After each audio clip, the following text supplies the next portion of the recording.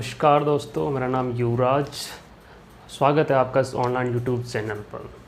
हम बात कर रहे थे कल गुइल वंश के शासक उदय सिंह की मृत्यु जो कि होली के दिन हो जाती है 1572 ईस्वी में। अब उसके बाद में उसका पुत्र शासक बनेगा, वो बनेगा महाराणा प्रताप। लेकिन यहाँ पर एक सोचने का विषय ये है कि उदय सिंह ने शासक अपने दूसरे पुत्र को घोषित किया था, तो महाराणा प्रताप अब शासक किस तरह बनता है, तो वो बात हम यहाँ अब डिस्कस करेंगे। तो ये हम थोड़ा सा उदय सिंह का देख लेते हैं। उदय सिंह की क्या थी, इस समय दो रानियाँ जिनका जिक्र इतिहास में किया गया है। उदय सिंह की दो रानियों का जिक्र किया गया है। एक रानी तो थी जयवंता बाई। कौन थी? जयवंता बाई। वहीं दूसरी रानी हुआ करती थी धीर भाई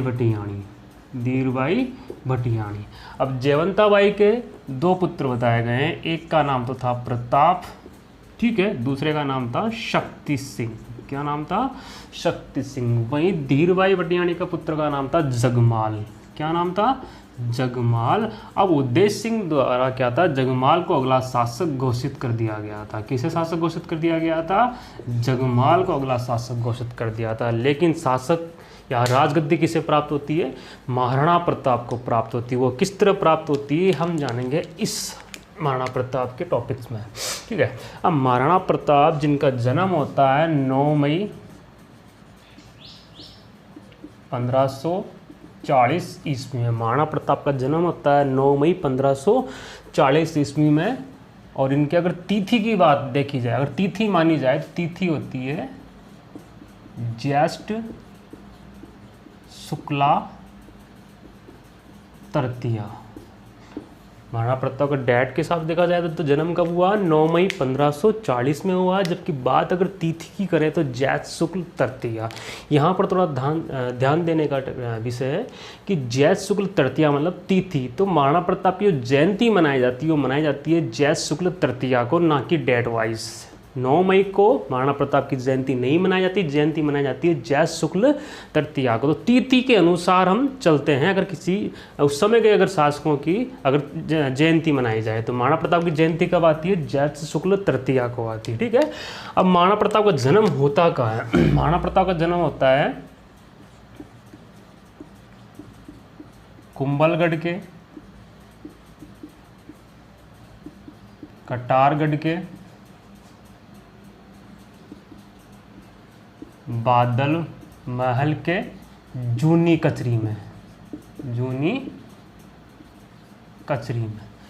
तो महाराणा प्रताप का जन्म कहाँ होता है? कुंभलगढ़ के, कटारगढ़, कुंभलगढ़ के, कटारगढ़ के, बादल महल के, जूनी कचरी में क्या होता है? महाराणा प्रताप का जन्म होता है। जन्म दिनांक क्या होती है?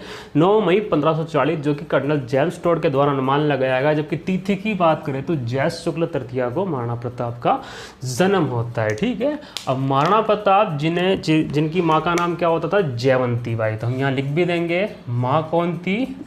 जयवंता बाई। कौन थी भाई?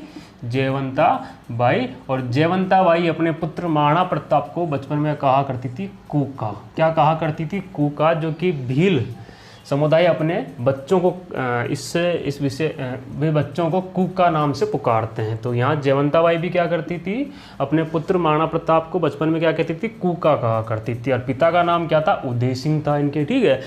हम बात कर लेते हैं इनकी पत्नी का। तो महाराणा प्रताप की जो पत्नी थी, उस पत्नी का नाम था अजबदे। क्या नाम था भाई? अजबदे। और अजबदे जो कि पुत्री हुआ करती थी रामरख पंवार की पुत्री हुआ करती थी अजबदे। तो हम फिर से देखते हैं, महाराणा प्रताप की माँ जयवंता बाई, पिता उदय सिंह, पत्नी थी अजबदे, और अजबदे पुत्री हुआ करती थी रामरख पंवार की, ठीक है। तो रामरख पंवार ससुर जी हो गए किनके? महाराणा प्रताप की। अब महाराणा प्रताप जो गद्दी पर बैठते हैं, हम लिख देते हैं यहाँ पर राज्याभिषेक जो महाराणा प्रताप होता है वो होता है 1572 में। और कहाँ होता है? गोगुंदा में। कहाँ होता है? गोगुंदा में। ये तो होता है पहला राज्याभिषेक। जबकि दूसरा राज्याभिषेक होता है कुंभलगढ़ दुर्ग में। कहाँ होता है? कुंभलगढ़ दुर्ग में। तो महाराणा प्रताप का 2 बार राज्याभिषेक होता है, एक तो होता है गोगुंदा में 1572 में, दूसरा होता है कुंभलगढ़ दुर्ग में। तो यहीं पर एक थोड़ा सा छोटा सा क्वेश्चन और जानना पड़ेगा हमें कि जिस समय महाराणा प्रताप का राज्याभिषेक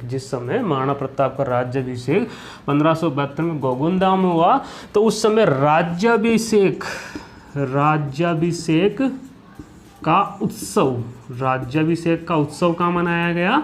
कुंभलगढ़ में दुर्ग में मनाया गया। कहाँ मनाया गया? कुंभलगढ़ दुर्ग में मनाया गया। तो राज्याभिषेक तो कहाँ पर हुआ था? गोगुंदा में, लेकिन उसका उत्सव कहाँ मनाया गया था? कुंभलगढ़ दुर्ग में मनाया गया था। हम ये भी कह सकते हैं कि साहब कुंभलगढ़ दुर्ग के अंदर इनका दूसरा राज्याभिषेक भी हुआ, जबकि पहला कहाँ हुआ था? गोगुंदा में हुआ था। तो ये बात चल रही थी महाराणा प्रताप के राज्याभिषेक रिलेटेड। अब जी इनका जन्म होता है कब? 1540 में। राज्याभिषेक कब होता है? 1572 में। तो हम यहाँ पर लिख भी सकते हैं कि 32 वर्ष की उम्र में, 32 वर्ष की आयु में क्या होता है? राज्याभिषेक इनका होता है। किनका? महाराणा प्रताप का। अब थोड़ा सा एक बेसिक और देख लेते हैं, महाराणा प्रताप की मृत्यु। महाराणा प्रताप की मृत्यु होती है 19, यहाँ थोड़ा हम लिख लेते हैं, 1597 ईस्वी में। इस समय इनकी उम्र हुआ करती थी 57 वर्ष। कितनी हुआ करती थी? 57 वर्ष। तो एक बार हम फिर से रिपीट कर लेते हैं। महाराणा प्रताप जिनका जन्म होता है 9 मई 1540 को। तिथि के अनुसार बात करें तो ज्येष्ठ शुक्ल तृतीया को महाराणा प्रताप का जन्म होता है। उदय सिंह की 2 पत्नियां होती है, जयवंताबाई और धीरबाई। जयवंताबाई के 2 पुत्र थे, प्रताप और शक्ति, जबकि धीरबाई के पुत्र का नाम था जगमाल। ठीक है। कुंभलगढ़ के कटारगढ़ के बादल महल के जूनी कचरी में महाराणा प्रताप का जन्म होता है। माँ का नाम जयवंताबाई, जो कि पत्नी थी अजबदे, जो कि रामरख पंवार की पुत्री हुआ करती थी। इनका राज्याभिषेक जो होता है वो होता है 1572 ईस्वी में गोगुंदा के अंदर पहला राज्याभिषेक होता है, जबकि दूसरा राज्याभिषेक होता है कुंभलगढ़ के अंदर ना। जिस समय इनका राज्याभिषेक होता है तो उस समय इनकी महाराणा प्रताप की उम्र हुआ करती थी 32 वर्ष की उम्र हुआ करती थी। ठीक है। राज्याभिषेक का उत्सव जो मनाया गया था, जब पहला राज्याभिषेक हुआ था गोगुंदा में, तो उसका जो उत्सव मनाया गया था, जो पर्व मनाया गया था, वो कहाँ मनाया गया था? कुंभलगढ़ दुर्ग में। क्योंकि भाई इनका जन्म कहाँ हुआ था? कुंभलगढ़ में। पूरा जीवन कहाँ व्यतीत हुआ था? कुंभलगढ़ में। जाहिर सी बात है, अगर आपकी किसी की स्टूडेंट की सक्सेस होती है तो जाहिर सी बात है कि आप किसी भी कहीं भी आपकी नौकरी लगे या कहीं भी आपकी सक्सेस मिले, लेकिन आपका जो पर्व, जो उत्सव या खुशी जो होगी वो कहाँ पर होगी? आपके गांव जहाँ पर आप पले हो, जहाँ पर आप बड़े हुए हो। तो यहाँ पर भी ऐसा ही होता है। ठीक है। अब महाराणा प्रताप की मृत्यु कब होती है? 1597 ईस्वी में होती है। इस समय इनकी उम्र हुआ करती थी 57 वर्ष। हम यहाँ पर ये भी देख सकते हैं कि महाराणा प्रताप ने कितने वर्ष शासन किया? 25 वर्ष शासन किया। कितने वर्ष शासन किया? 25 वर्ष। क्योंकि 1572 में तो क्या बने थे ये शासक, मर कब गए थे? 1597 में। तो महाराणा प्रताप ने कितने वर्ष शासन किया? 25 वर्ष शासन किया। देखो ये इंपॉर्टेंट फैक्ट है जो आजकल पूछे जा रहे हैं कि कौन सा कितनी उम्र में तो प्रताप शासक बने या कितने वर्ष तक इन्होंने शासन किया। ठीक है। तो ये सारी बात हमने देखी महाराणा प्रताप। जबकि हम यहाँ पर बात कर रहे थे कि उदय सिंह जिन्होंने तो शासक घोषित किया था किन्हें? जगमाल को। अब जगमाल को शासक घोषित कर दिया तो प्रताप शासक किस तरह बन गए? तो भाई 1572 में होली के दिन जब उदय सिंह की चिता को आग लगाई जा रही थी या उन्हें मुक्तांगनी दी जा रही थी, अंतिम संस्कार किया जा रहा था, तो यहाँ पर एक पर्व, उस समय एक रीति रिवाज हुआ करती थी कि जो पुत्र शासक बनने वाला है वो अपने पिता के अंतिम संस्कार में नहीं जाएगा, उसमें सम्मिलित नहीं होगा। ठीक है। अब जगमाल जिनका राज्याभिषेक हो रहा था और ये दोनों जो कि अपने पिता का अंतिम संस्कार करके वापस कहाँ लौट रहे थे? गोगुंदा महल में लौट रहे थे, जहाँ पर उदय सिंह रहा करते थे, वहाँ उनकी मृत्यु हुई थी। ठीक है। अब जब ये मतलब लौटते हैं तो समय जगमाल का राज्याभिषेक हो रहा था। तो यहाँ पर एक व्यक्ति हुआ करते थे कृष्णदास चुंडावत। कौन हुआ करते थे? कृष्णदास चुंडावत। ठीक है। जो कि महाराणा प्रताप के क्या थे? हितैषी हुआ थे। महाराणा प्रताप के हितैषी हुआ करते थे कृष्णदास चुंडावत। तो कृष्णदास चुंडावत ने भरी सभा में यह ज्ञान किया कि भाई देखो, प्रताप जो है वो उदय सिंह का बड़ा पुत्र है, ज्येष्ठ पुत्र है, तो राज्याभिषेक का अधिकार तो महाराणा प्रताप का। ये इतना कहकर क्या किया कि कृष्णदास चुंडावत ने प्रताप को अगला शासक घोषित करवा दिया। इससे प्रताप क्या बन गए? अगले शासक बन गए। जगमाल यहाँ से रूठ गया। रूठने के बाद अकबर से जा मिला या अकबर की शरण में चला गया। कहाँ चला गया? अकबर की शरण में चला गया। कौन चला गया? जगमाल चला गया, जहां पर बाद में दत्तानी के युद्ध में इनकी मृत्यु हो गई। दत्तानी के युद्ध में किसकी मृत्यु हो गई? जगमाल की मृत्यु हो गई। अब हम बात कर रहे हैं महाराणा प्रताप की कार्य क्षेत्रीय राज शासन से रिलेटेड। ठीक है, तो महाराणा प्रताप जो उनका राज्याभिषेक होने के बाद कुंभलगढ़ दुर्ग चले गए, जहाँ उनका राज्याभिषेक उत्सव मनाया गया। तो इन्होंने क्या किया, कुंभलगढ़ दुर्ग को अपनी प्रारंभिक राजधानी बना ली। प्रारंभिक राजधानी कौन सी रही इनकी? कुंभलगढ़ दुर्ग रही। जबकि द्वितीय राजधानी रही इनकी चावड़, जिसे संकटकालीन राजधानी भी कहते हैं। ठीक है, अब यहाँ पर हम थोड़ा महाराणा प्रताप के बारे में जानते हैं। तो महाराणा प्रताप जिस समय शासक बन जाते हैं कहाँ के? मेवाड़ के। तो इस समय चित्तौड़ किसके अधिकार में हुआ करता था? अकबर के अधिकार हुआ करता था। अब अकबर को ये जब पता चला कि महाराणा प्रताप शासक बन चुका है, तो अकबर ने देखा कि महाराणा प्रताप चित्तौड़ पर आक्रमण करेगा, ये चित्तौड़ छीनने के लिए, चित्तौड़ को प्राप्त करने के लिए। तो यहाँ अकबर ने ये प्लानिंग की कि महाराणा प्रताप को किस तरह झुकाया जाए। अकबर ये चाहता था कि मैं युद्ध करने से अच्छा है कि सुलह कुलह नीति से महाराणा प्रताप से बात करूं, या हो सकता है कि महाराणा प्रताप मेरी अधीनता स्वीकार कर ले, मुझसे डर जाए। क्योंकि देखो जाहिर सी बात है, जब युद्ध किया जाता है तो राज्य की आर्थिक स्थिति को सबसे बड़ा नुकसान पहुंचता है। एक देश दूसरे देश पर जब आक्रमण करता है तो उसकी आर्थिक स्थिति को काफ़ी नुकसान होता है। तो यहाँ अकबर काफ़ी इंटेलिजेंट शासक था। उसने ये देखा कि भाई युद्ध करने से बेटर ये है, क्योंकि महाराणा प्रताप भी एक महान शासक था। ठीक है, तो युद्ध करने से बेहतर ये है कि अगर हो सकता है कि अगर वो मेरी अधीनता स्वीकार कर ले तो राजी राजी सारा काम हो जाए। तो इसने क्या किया, अब अकबर खुद तो प्रत्यक्ष रूप से मिल नहीं सकते कि एक मुगल आजम उस समय भारतवर्ष का सबसे महत्वपूर्ण शासक जो भी अकबर, मुगल सम्राट। ठीक है, अब यहाँ पर अकबर खुद तो आ नहीं सकता। इसने क्या किया, शिष्टमंडल तैयार किया। इसने क्या किया, शिष्टमंडल तैयार किया। किसने? अकबर ने। तो अकबर ने तैयार किया शिष्टमंडल, शिष्टमंडल तैयार किया। और इस शिष्टमंडल में 4 व्यक्तियों को नेतृत्व सौंपा, जो कि प्रताप से बातचीत करने के लिए, प्रताप से बातचीत करने के लिए शिष्टमंडल तैयार किया। किसने? अकबर ने। ठीक है, अब अकबर जो कि पहला व्यक्ति भेजेगा, और उस पहले व्यक्ति का नाम होगा जलाल खां। किसके नेतृत्व में पहला शिष्टमंडल आएगा? जलाल खां के नेतृत्व में आएगा। इसका समय होता है 1572 ईस्वी, जिस समय महाराणा प्रताप राजगद्दी पर बैठ चुके हैं। उसके जस्ट बाद में जलाल खां पहुंच जाता है।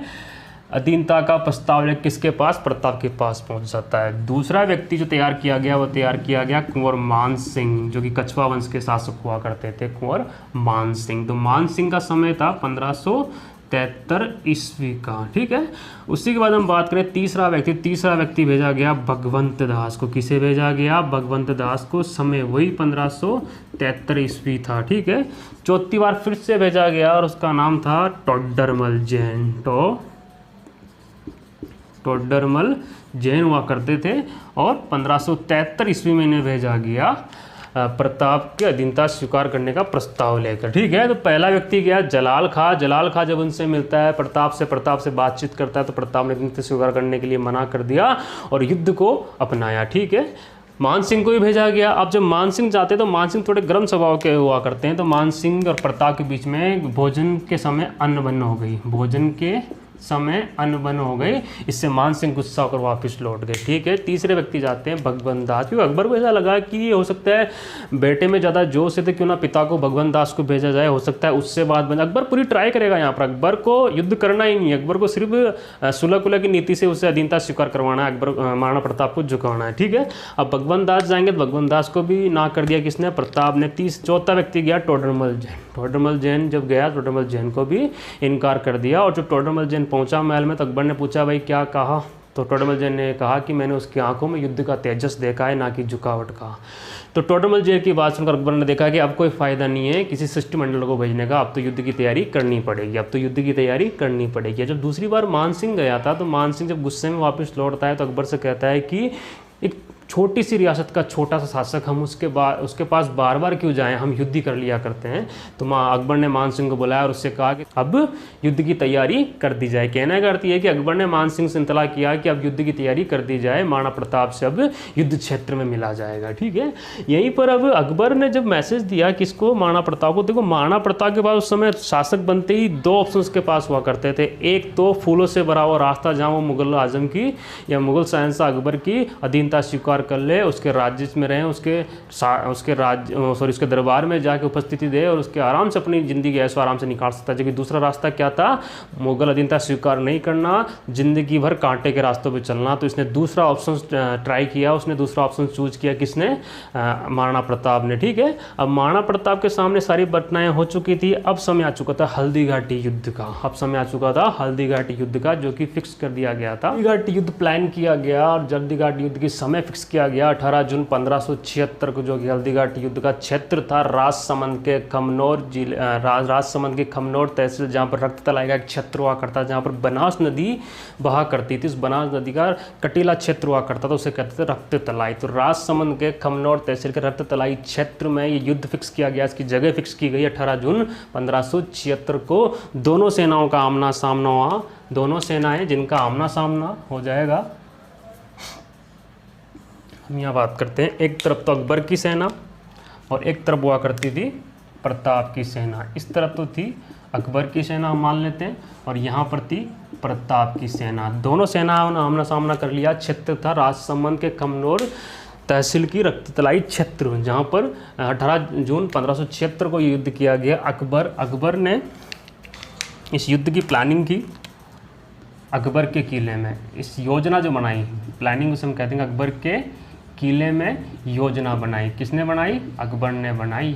अकबर के किले में योजना बनाई, क्योंकि प्रताप ने कहाँ बनाई, कुंभलगढ़ दुर्ग में योजना बनाई। कुंभलगढ़ दुर्ग में योजना बनाई, किस युद्ध की, हल्दी घाटी युद्ध की। ठीक है, यहाँ पर अकबर ने सेनापति बनाया किसे, या हम कह सकते हैं भागडोर किसे संभालाई, मान सिंह को। किसे, मान सिंह को। ठीक है, जबकि यहाँ सेनापति तो हकीम का सूरी को बनाया गया, लेकिन यहाँ पर स्वयं प्रताप भी उपस्थित थे। ठीक है, तो यहाँ पर हम बात कर लेंगे हकीम का, जो कि क्या बने, सेनापति बने, लेकिन स्वयं प्रताप भी इस युद्ध में उपस्थित थे, लेकिन अकबर इस युद्ध में उपस्थित नहीं हुआ करता था। ठीक है, यहाँ पर अगर हम थोड़ा सा बात करें कुछ हाथी घोड़े वगैरह, तो यहाँ पर मानसिंह का हाथी, जिसका नाम था मर्दाना हाथी, तो मर्दाना हाथी पर सवार कौन था, मानसिंह हुआ करता था। यहाँ पर अगर हम बात करें हाथी की, तो हाथी महाराणा प्रताप की सेना में 2 हाथी महत्वपूर्ण भूमिका निभाएंगे, एक तो राम प्रसाद, दूसरा लूणा, और घोड़ा भी इस समय होता है चेतक, जिस पर महाराणा प्रताप सवार रहते हैं। ठीक है, तो यहाँ पर राम प्रसाद, लूणा और चेतक जैसे हाथी घोड़ों ने भूमिका निभाई, जबकि यहाँ पर मानसिंह सवार था मर्दाना हाथी पर। ठीक है, तो अकबर के किले पर इन्होंने योजना बनाई, यहाँ कुंभलगढ़ दुर्ग में योजना बनाई गई, सेनापति बनाया गया मानसिंह को, हकीम का को बनाया गया सेनापति प्रताप ने। ठीक है, यहाँ पर अकबर के पास थी 3,20,000 सेना, जबकि महाराणा प्रताप के पास थी मात्र 80,000 सैनिक। कितनी सैनिक थे, मात्र 80,000 सैनिक, लेकिन प्लानिंग महाराणा प्रताप की काफ़ी मजबूत हुआ करती, तो इस तरह हुआ करती थी। देखेंगे हम यहाँ पर क्या था कि इस तरह से सेना गठित की गई अकबर के द्वारा। ठीक है, तो यहाँ पर इस व्यक्ति को बनाया गया हर्रावल, जो कि कौन थे, मानसिंह। कौन थे, मानसिंह स्वयं थे। ठीक है, अब यहाँ पर जिसे अंतिम जो वो बनेगा चंदावल, अंतिम जो ये हम कह देंगे सेना के पीछे जो लगाया, किसे लगाया गया, चंदावल को। तो चंदावल यहाँ पर कौन था, आसफ खां। कौन थे, आसफ खां इस समय चंदावल हुआ करते थे अकबर की सेना में। जबकि यहाँ पर प्लानिंग थोड़ी और ज़्यादा मजबूत हुआ करती थी, जबकि सेना तो कम थी, लेकिन फिर भी प्लानिंग मजबूत थी। जब प्लानिंग ज़्यादा अच्छी होगी तो आप युद्ध क्षेत्र में अपना कमाल दिखा सकते हैं। तो यहाँ पर जो फर्स्ट दीवार वो तो होता हर्रावल। कौन था, हर्रावल। हर्रावल तो कौन बना, हकीम। कौन बना, हकीम का सूरी। जबकि यहाँ पर ढोलान, जो कि कौन थे, स्वयं प्रताप इस समय मौजूद हुआ करते थे। तो यहाँ पर ढोलान कौन बने, स्वयं प्रताप बने। जबकि अगर हम बात करें चंदावल की, तो चंदावल कौन बना, राणा पुंजा। कौन बना, राणा पुंजा, जो कि महाराणा प्रताप का एक भील था, जो इनका दोस्त, इनका मित्र हुआ करता था, वो भील सेनापति भी कहा जाएगा। इसे हम कह देंगे भील सेना का सेनापति। इसे कह देंगे राणा पुंजा को। तो अब यहाँ पर प्रताप और अकबर की एक रण क्षेत्र में दोनों की सेनाओं का आमना सामना हो चुका है। 3,20,000 तो किसके सैनिक है, अकबर के, प्रताप के सैनिक है। 80,000। हम ये कह सकते हैं कि 4:1 का रेशो था, 4:1 का रेशो था। 4 हम देख सकते हैं अकबर की सेना कुछ ज़्यादा थी, प्रताप से 4 गुना थी, हम ये कह सकते हैं। ठीक है, अब यहाँ पर युद्ध किया गया। युद्ध में हमने देखा कि अकबर के किले में तो अकबर ने योजना बनाई, सेनापति मान सिंह को बनाया, हाथी मर्दा पर मान सिंह सवार था। यहाँ पर कुंभलगढ़ दुर्ग में योजना बनाई प्रताप ने। हकीम का जो किसका सेनापति हुआ करता था, 80,000 इसकी सेना हुआ करती, 3,20,000 सेना हुआ करती थी अकबर की। ठीक है, यहाँ पर रणनीति इस तरह बनाई गई, हरावल जो कि मान सिंह बनता है और चंदावल बनता है आसफ का अकबर की सेना में। जबकि प्रताप की सेना में हरावल तो हकीम हुआ करते थे, ढोलान कुछ स्वयं प्रताप ने धारण किया और चंदावल राणा पुंजा उनके बहल सेनापति बनते हैं। ठीक है, युद्ध शुरू हुआ 18 जून 1576 युद्ध की शुरुआत कर दी गई। अब इस युद्ध क्षेत्र में महाराणा प्रताप ने टारगेट किया सीधा मान सिंह को। अगर मान सिंह मर जाता है तो पूरा युद्ध वहीं फ्री हो जाता है। ठीक है, तो महाराणा प्रताप ने टारगेट किया मान सिंह को। उस रण क्षेत्र में प्रताप अपने चेतक पर सवार होकर मान सिंह की तरफ आगे बढ़ रहे हैं। मान सिंह इस तरह में अपने हाथी पर सवार है, इसका नाम था मर्दाना हाथी। तो प्रताप अपने भाले से वार करते हैं किस पर, मान सिंह पर। मान सिंह तो बच जाता है, लेकिन मान सिंह की तलवार से चेतक घायल हो जाता है। चेतक घायल हो जाता है। चेतक घायल अवस्था में वो देखता है कि अब प्रताप को पूरी मुस्लिम सेना ने घेर लिया। तो अपने राजा को बचाने के लिए स्वामी भक्ति दिखाता हुआ चेतक उसे घायल अवस्था में बचा कर ले जाता है बलीचा। कहाँ ले जाता है? बलीचा, जहाँ एक लंबा नाला होता है। उस लंबा नाला को चेतक क्रॉस करके प्रताप को एक सुरक्षित तरीके से बलीचे के नाले को पार करवाता, उसे क्रॉस करवाता। उसके बाद में चेतक घायल अवस्था में मर जाता है। यहीं बलीचा के पास चेतक मृत्यु प्राप्त होती है या चेतक मर जाता है। और वर्तमान में इसी बलीचा नाले के पास में चेतक का स्मारक बना हुआ है। कहाँ बना हुआ है? बलीचा में चेतक का स्मारक बना हुआ है। कहाँ पर? बलीचा में। अब महाराणा प्रताप जो कि इस युद्ध में बच चुके हैं, बचने के बाद में ये कह सकते हैं कि इस युद्ध में निर्णायक जीत किसी की नहीं रही, ना तो अकबर की ना महाराणा प्रताप की। महाराणा प्रताप जो कि अब जा चुके हैं कहाँ पर? कुंभलगढ़ दुर्ग में महाराणा प्रताप पहुँच जाते हैं। हमने बात की थी हल्दीघाटी युद्ध की। हल्दीघाटी जिसकी कोई निर्णायक जीत नहीं होती है। यहाँ पर दोनों सेनाओं का आमना सामना बराबर तरीके से होता है। जबकि प्रताप की सेना उसकी सेना में सैनिकों की कमी थी, लेकिन फिर भी इसने एक सुव्यवस्थित योजना के साथ टक्कर ली, जो कि अनिर्णायक युद्ध रहा। तो अनिर्णायक युद्ध के बाद में महाराणा प्रताप चले जाते हैं कुंभलगढ़ दुर्ग की ओर। जैसा कि हमने देखा था बलीचा तक चेतक उनका साथ देता है। चेतक उसके बाद में मर जाता है। चेतक का वहाँ स्मारक बनाया गया है बलीचा में। उसके बाद महाराणा प्रताप कुंभलगढ़ दुर्ग की ओर चले जाते हैं। तो ये जो युद्ध था, इस युद्ध में महाराणा प्रताप का समर्थन दिया था कई लोगों ने। इसका नाम देख लेते हैं। एक तो कृष्णदास चुंडावत ने इनका साथ दिया था। ठीक है, दूसरे दिन के ससुर जी राम रख पंवार, जिनकी पुत्री अजबदे के साथ इनका विवाह हुआ था। तीसरे हुआ करते थे राम सिंह तंवर। कौन हुआ करते थे? राम सिंह तंवर तीसरे व्यक्ति हुआ करते थे। तीसरे इनके साथ समर्थनकर्ता हुआ करते थे। चौथे व्यक्ति हुआ करते थे झालाबिंदा, जो कि इनके मित्र हुआ करते थे, किनके? प्रताप के, झालाबिंदा। और पांचवें व्यक्ति थे इनके नानाजी अखेराज सोनगरा, जो कि नाना होते थे किनके? राणा प्रताप सिंह के, अखेराज सोनगरा। ठीक है, अब महाराणा प्रताप जो कि अब कुंभलगढ़ दुर्ग में रह रहे हैं, अब इन लोगों ने उनका साथ दिया। अब जाहिर सी बात है अकबर हिम्मत हारने वाला नहीं है। तो अकबर को जब ये रियलाइज हुआ कि अनिर्णायक जीत रही है तो अब युद्ध तो करना ही था। तो उन्होंने क्या था कि उनका टारगेट हो चुका था। अब अकबर का टारगेट ये हो चुका था कि महाराणा प्रताप को झुकाना, जबकि प्रताप का टारगेट ये था कि अकबर को इस राज्य से, इस मेवाड़ रियासत से दूर रखना। इन दोनों का टारगेट अपना अपने काम कर पे साबित था। अब प्रताप यहाँ पर क्या किया कि अकबर ने फिर से एक बार अटैक करवा दिया। इसे कहते हैं कुंभलगढ़ दुर्ग का युद्ध। क्या कहते हैं? कुंभलगढ़ का युद्ध। और ये होता है 1578 के अंदर। ठीक है, तो इस समय प्रताप जो है वो कहाँ पर विराजमान थे? कुंभलगढ़ के अंदर थे।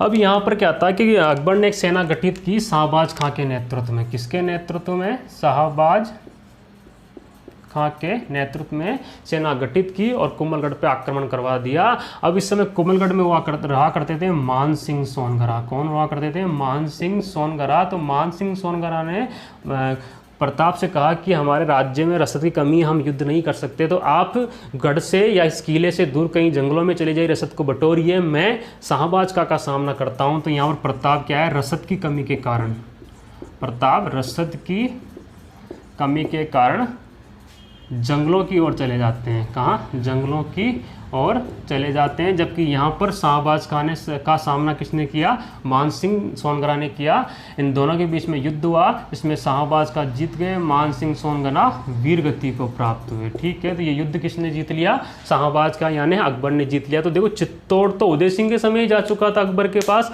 अब कुंभलगढ़ दुर्ग भी अकबर के पास जा चुका है। तो अब प्रताप के पास सिवाय जंगलों पर भटकने का कोई उसके पास रास्ता नहीं है। अब प्रताप इस समय कहाँ है? जंगलों की तरफ जा रहे हैं, जंगलों में गए हुए हैं अपनी रसद को बटोरने। ठीक है, सैन्य शक्ति की स्थापना का नाम कर सकते हैं। तो उन्हें मिलते हैं यहाँ पर भामाशाह। कौन मिलते हैं? भामाशाह, पाली के भामाशाह और उनके भाई ताराचंद। ठीक है, ताराचंद जो कि भील नेता हुआ करते थे। कौन हुआ करते थे?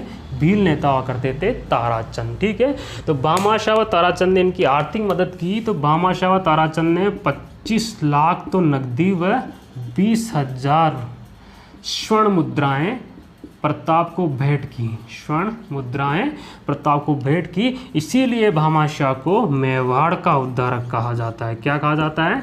मेवाड़ का उद्धारक कहा जाता है। ठीक है, एक बार मेवाड़ का उद्धारक हमने पहले भी पढ़ा था, राणा हमीर। लेकिन उस राणा हमीर ने क्या किया था? गोहिल वंश की पुनः स्थापना की थी, या खोई हुई रियासत को पुनः प्राप्त किया था, इसलिए उन्हें तो कहा गया था मेवाड़ का उद्धारक। जबकि यहाँ पर आर्थिक मदद की थी भामाशाह ताराचंद ने, इसलिए इन्हें कहा गया था मेवाड़ का उद्धारक। दोनों अलग अलग है। ठीक है, अब हम बात कर रहे थे कुंभलगढ़ दुर्ग जो भी जीत चुके हैं। कौन? प्रताप। ठीक है, हमने बात की यहाँ पर भामाशाह ताराचंद ने किसकी मदद की? प्रताप की आर्थिक मदद की। ठीक है, ये सारी बातें चल रही थी। अब इसी समय क्या था कि अब अकबर तो हारने वाला है नहीं, तो अकबर ने फिर से एक युद्ध प्लान किया और उस युद्ध को हम कहते हैं दिवेर का युद्ध। कौन सा युद्ध कहते हैं? दिवेर का युद्ध। कौन सा युद्ध कहते हैं भाई? इसको हम दिवेर का युद्ध कहते हैं। कौन सा युद्ध कहते हैं? दिवेर का युद्ध कहते हैं हम। ठीक है, जो हुआ था 15 अक्टूबर 1582 में। युद्ध कब हुआ था? 15 अक्टूबर 1582 में ये युद्ध हुआ था। इस युद्ध में सुल्तान खां के नेतृत्व में अकबर ने एक सेना गठित की, सेना भेजी। लेकिन सामना किसने किया? अमर सिंह ने। किसने किया? अमर सिंह ने सामना किया, जो कि प्रताप और अजबदेव के पुत्र हुआ करते थे। प्रताप की पत्नी का नाम अजबदेव था, तो अजबदेव और प्रताप के पुत्र हुआ करते थे अमर सिंह। तो अमर सिंह ने सामना किया सुल्तान खां का, और यहाँ पर इस युद्ध में सुल्तान का पराजित हो गए और अमर सिंह क्या हो गए? विजेता हो गए। अमर सिंह इस युद्ध को जीत देंगे। कौन से युद्ध को? दिवेर को युद्ध को। तो दिवेर के युद्ध को एक नया नाम दिया गया था कर्नल जेम्स टोड द्वारा इसे एक नया नाम दिया गया था। वो नाम था मेवाड़ का मैराथन। क्या नाम था? मेवाड़ का मैराथन। क्या नाम था भाई? मेवाड़ का मैराथन नाम दिया गया था कर्नल जेम्स टोड द्वारा इस युद्ध को। ठीक है, इससे पहले भी हल्दी घाटी युद्ध के भी कई नाम दिए गए थे। इस हल्दी घाटी युद्ध को कर्नल जेम्स टोड ने नाम दिया था मेवाड़ की थर्मोपली, और यहीं पर बंदा ने उसे कहा था गोगुंदा का युद्ध। जबकि बात करें अब्बुल फजल की, तो अब्बुल फजल ने कहा था खमनौर का युद्ध, हल्दी घाटी के युद्ध को। तो यहाँ पर कर्नल जेम्स टोड ने दिवेर के युद्ध को कहा मेवाड़ का मैराथन का युद्ध। ठीक है, अब इसके बाद में क्या होता है कि एक बार, अब देखो जाहिर सी बात है कि अब जो व्यक्ति जन्मा है उसकी मृत्यु तो अवश्य निश्चय है ही सही। तो यहाँ पर प्रताप की भी क्या है? मृत्यु होती है। तो मृत्यु किस तरह होती है? एक बार क्या था कि प्रताप धनुष का निर्माण कर रहे थे। धनुष का निर्माण करते समय धनुष के निर्माण करते समय प्रताप घायल हो गए। घायल के होने के बाद उनके 29 जनवरी को, हम कह सकते हैं 19 जनवरी 1597 को प्रताप की मृत्यु हो गई। प्रताप की क्या हो गई? मृत्यु हो गई। कहाँ हुई? चावंड में हुई। कहाँ हुई? चावंड। क्योंकि अंतिम समय में प्रताप चावंड में थे, इसलिए चावंड को प्रताप की संकटकालीन राजधानी भी कहते हैं। तो 19 जनवरी 1597 को प्रताप की चावंड में मृत्यु हो गई। चावंड में क्या हो गई? इनकी मृत्यु हो गई। और इसी चावंड में बांडोली में प्रताप की 8 खंभों की छतरी बनी हुई है। क्या बनी हुई है? 8 खंभों की छतरी बनी हुई है। तो बांडोली में, थोड़ा हम यहाँ लिख देते हैं, प्रताप की 8 खंभों की छतरी कहाँ बनी हुई है? बांडोली गांव में बनी हुई है। ठीक है, जो वर्तमान में खेज्जड़ नामक बांध में समा चुकी है, जो वर्तमान में खेज्जड़ बांध में समा चुकी है, ठीक है, जो कि 8 खंभों की छतरी थी, महाराणा प्रताप की स्मृति में बनाई गई थी बारडोली में, जो खेजड़ बांध में समा चुकी है, ठीक है। तो प्रताप जिसका इंतकाल इस तरह हो गया, प्रताप जिसके बारे में हम कह सकते हैं कि 1.25 लाख की फौज एक तरफ और प्रताप की मूंछ की मरोड़ एक तरफ। तो प्रताप काफ़ी शक्तिशाली शासक हुआ करते थे। इतिहासकारों की माने तो 7.5 फुट की हाइट हुआ करती थी, ठीक है। इसी तरह प्रताप के बारे में कई ख्यातियाँ प्रकृतियाँ उपवाद है, लेकिन प्रताप वाले कुछ इंपॉर्टेंट फैक्ट जो हमने यहाँ पर देखा।